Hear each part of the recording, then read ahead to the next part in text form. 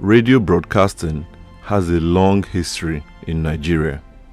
On December 2nd, 1935, a radio diffusion service was inaugurated in Lagos by the colonial governor of Nigeria, Sir Bernard Bodilon. The maiden broadcast included a speech from the governor as well as a note of congratulations to the colony from the Right Honorable James Henry Thomas, the Secretary of State for the Colonies. Within the British government, J.H. Thomas was the cabinet official responsible for Britain's colonies, making him Bodilon's boss. The newly launched radio service added Nigeria to the list of places where British Empire radio was transmitted. In West Africa, similar services had already been launched in Sierra Leone and the Gold Coast. The advent of radio broadcasting in Nigeria was hailed by both Thomas and Bodilon for the vast entertainment potential that it held. For the Secretary of State, the launch of radio in Lagos signified the city's continued role as an important node in the British Empire's overall communications framework. Thomas anticipated that the broadcast would include and thus promote local artistic productions. The governor was more effusive in his praise, noting that through the miracle of broadcasting, subscribers would witness the extraordinary experience of instantaneously hearing voices that were more than 4,000 miles away, as though they were in the same room. Indeed, such an experience may have seemed magical, for as Bodilon put it, broadcasting was the latest process of mankind subjecting the elements to its will. But what was radio diffusion and how did it work? Stay tuned to find out. Hello friends, I want to thank you for supporting Nationhood Podcast. If you are watching this video and are yet to subscribe to the channel, please go ahead and do so right now. Our content is free, and by subscribing, you always know when there's something new. At Nationhood Podcast, we are building a community of historically conscious Nigerians who value the exchange of ideas that are relevant for our shared past, our lived present, and our unknown futures. So go ahead and click the subscribe button now, and then let's get back to the video. By the middle of the 19th century, scientists and inventors, with the financial backing of governments and businessmen, were testing the possibility of exchanging information using electricity. This led to the emergence of the electric telegraph, an innovation through which information could be exchanged between 2 points by repeatedly switching an electric circuit on and off in a systematic manner that could be interpreted and translated into messages by trained operators. Although different methods were developed for translating electric signals into meaningful information, the system developed by the American Samuel Morse, known as Morse code, became widely adapted. This development had massive implications for communications because anyone with access to telegraph services could now obtain information in minutes compared to weeks. In Britain's West African colonies, for example, telegraphy made it possible for colonial officials in London to rapidly communicate with officers on the ground in places like Nigeria, rather than wait for letters to arrive on ships plying the Lagos to Liverpool route. Rapid progress was recorded in electric telegraphy, and scientists began to experiment with new methods of achieving the same effect more efficiently. These efforts included trying out new types of signals as well as new mediums for sending such signals. Hence, electromagnetic waves, or more simply, radio waves, were tested as a replacement for electricity. No electricity meant no wires, hence the name wireless. In the new system, the radio waves were transmitted through the electromagnetic spectrum, and this came to be known as wireless telegraphy. Now, here's a fun fact for you. The telephone was also developed based on this idea of sending a signal through a wired or wireless medium. The difference is that with the telegraph, Messages were exchanged as texts, which meant one had to be able to read. But with the telephone, voices could be transmitted. And humans, we just love to hear voices, which may explain the continuing popularity of telephones, but not the telegraph. Who knows? Bottom line here is that the telegraph and the telephone were early models of point-to-point communication systems using electricity or radio waves. Radio broadcasting evolved out of the concept of transmitting signals from one point A to another point B. The difference with radio was that signals transmitted from point A could be simultaneously received at multiple points B, whereas a telegram or phone call would typically be received by the recipient alone. A radio broadcast could reach as many people as were tuned in. Radio proved to be popular in Nigeria, and soon demand outstripped supply. The age of digital mass communication had arrived, and about 2 decades on, television would make its own debut, transmitting video along with audio. But it was radio that signaled the start of the new era, and it took the form of a diffusion scheme in Nigeria. Nigeria's radio diffusion scheme relied on both wired and wireless modes of signal transmission. Recall our initial overview of how the telegraph system worked using electric and then radio waves.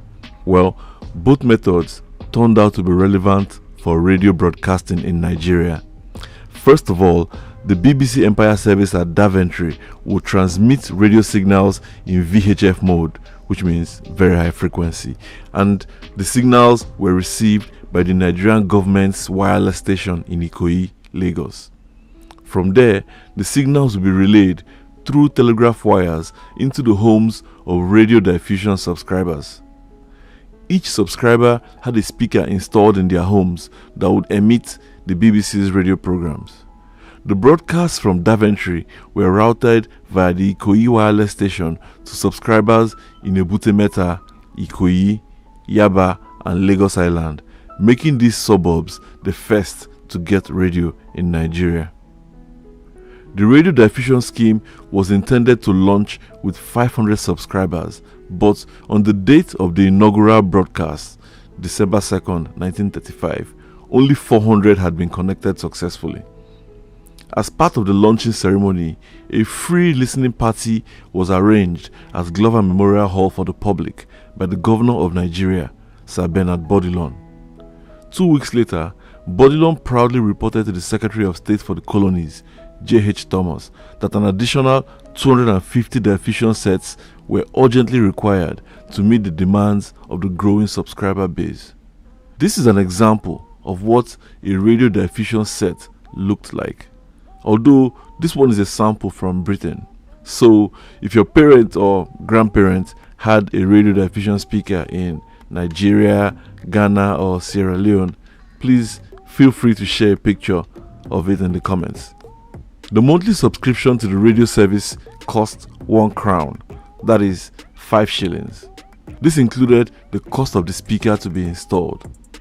Although Governor Bodilon tended to exaggerate the reach of radio, in practice, the cost of subscription meant that it was only accessible to individuals who could afford it, at least in the early stages. 5 shillings converted to 60 pence a month, which was double the cost of a monthly subscription to, say, the Lagos Daily News, a newspaper priced at 1 penny a day, which is 30 pence a month, so half the cost. However, Bodilon was right to note that information from around the world, filtered as it were through the BBC, would be heard in Lagos. Radio had made the globe smaller. In his own speech during the inaugural broadcast, Governor Bodilon praised the efforts of the technical team at the wireless station and reserved special mention for Mr. C.D. Akran, an African sub-inspector of the Posts and Telegraphs Department. Oba Claudius Dosa Akran was a native of Badagry who later became active in public service and politics. The governor also hailed the work of African artisans in the department who locally constructed the entire frame and panels and many component parts of the broadcast receiver. Bodilon, however, condescendingly asked Lagosians to be grateful that the Secretary of State, J.H. Thomas, had made the time to address them via radio. It wasn't even a live broadcast, but they weren't told that. Radio revolutionized mass communications in Nigeria, and yet it cooled and often characterized colonial and imperial attitudes. Radio became very popular and spread fast across Nigeria. Programs evolved from strictly what the BBC offered to include local productions. Within a decade, radio programs were being diffused to places as far afield as Kano and Kaduna. One expert has written that in the 1940s, diffusion speakers were installed outside public buildings in Kano, such as the library and the post office. These loudspeakers facilitated the public consumption of radio programs, as many people usually gathered to listen. The homes of private subscribers often served as public spaces where extended family and friends gathered to listen. Radio was simply fascinating. In terms of popular culture, radio also attracted attention. Newspapers frequently featured write-ups on radio, its technology, programs, and operations. Editorials sometimes analyzed things like broadcast policies and service quality. Other times, there were descriptions by experts in the field, discussions of programs by listeners, and letters of complaints from the public. The typical schedule of daily radio programs published in the 1940s newspaper would include local and international news bulletins, musical programs, and topical discussions like civic responsibility.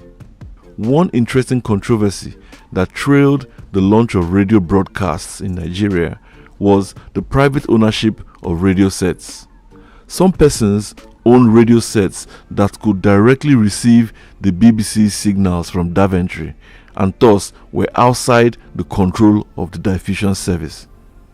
The Nigerian government decided to issue licenses for such private radios on the pretext that the fees were necessary for the BBC to maintain its equipment. When the BBC learned that the colonial government in Nigeria was charging an annual fee to owners of private radio sets, it was surprised. It denied that such fees were being charged on its behalf or with its sanction. Seen from a different light, licensing permitted the government to know who had private radio sets. Another word for this would be surveillance. From its launch in 1935, diffusion remained the primary method of radio broadcasting in Nigeria until 1951, when the Nigerian Broadcasting Service was established. This new development signaled the beginning of a transition away from radio delivered through wires to wireless radio. Still, the launch of Nigeria's radio diffusion scheme marked an important change in mass communication methods. In time, the efficiency and stellar reputation of radio diffusion was overrun by a variety of challenges. Subscribers sometimes had to deal with poor reception, and the authorities frequently had bad accounts with subscribers who failed to pay. Other times, there were issues of oversubscription, equipment breakdown, and labor challenges. Even so, the demand for radio remained high, and this eventually led to the introduction of the more efficient wireless systems. As humans, we tend to visualize technology in their most current form, but history shows us that most technologies are the products of evolution, or even a combination of other technologies. We also think of new technologies as neat replacements for older ones, when in reality there is often a period of transition from one technology to another. Radio in Nigeria was no different, evolving from a combination of wired and wireless networks into an entirely wireless system. Radio can also be viewed as a derivative of both the telegraph and the telephone, given that it relied on the communication media they inspired. What do you think about the history of radio in Nigeria? Do you think it was a revolutionary technology that changed the way information spread in the country? Or was it weird that the government chose to introduce a radio diffusion scheme using wires when it could have opted for wireless radio from the start. After all, it was charging a license fee to owners of private wireless sets in the 1930s. So why wait until the 1950s to make the switch? Let me know what you think in the comments, and don't forget to subscribe to the channel. In the meantime, thank you for watching.